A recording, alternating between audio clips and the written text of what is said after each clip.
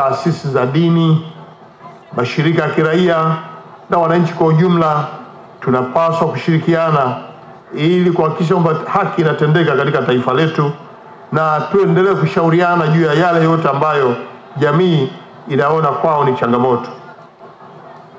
Viongozi wa mikoa na wilaya, nenda mkahakikishe kwamba mnaendelea kuhamasisha wananchi kutumia huduma hii kwa siku hizi 10, na kwa kuwa watazunguka kila wilaya. Kwa hiyo waheshimiwa wakuu wa wilaya, hakikisheni mnaanza kuzunguka maeneo yenu, watangazieni wananchi kuja kukutana na wataalamu wa sheria ili wenye changamoto ziweze kutatuliwa. Lakini 2, wazazi na walezi kwa watoto, mnapaswa kutambua kwamba nyie ndio nguzo muhimu katika kulinda na kuendeleza haki za watoto. Tunapozungumzia haki za watoto, nako kuna maeneo mengi ambayo tunahitaji wazazi myasimamie ili watoto hawa waweze kupata haki zao za msingi. Na tunapofanya haya, serikali yenu imeendelea kujiimarisha kuhakikisha kwamba utoaji haki unakuwa ni endelevu kwa Watanzania wote, kila mmoja mahali pake. Lengo kubwa la msaada huu ni mambo mawili. Jambo la kwanza ni kutoa elimu na ufahamu wa kisheria kwa Watanzania wote. Jambo la pili ni kutoa msaada wa kisheria kwa kila Mtanzania mwenye uhitaji katika kila kona ya Jamhuri ya Muungano wa Tanzania.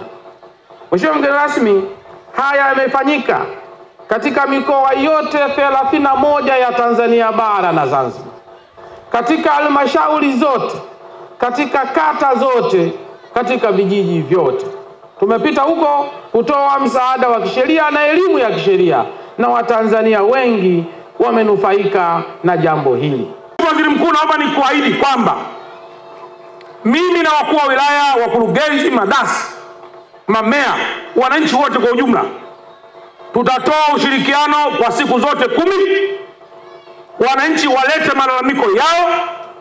Ninaamini kwamba mambo yote yatapata suluhu ya kisheria hapa Mbagala pamoja na kwenye wilaya zote, kwamba serikali haitishi, bali serikali itapokea ushauri kwa mtu yoyote anayekuja kwa busara hiyo na sio busara nyingine.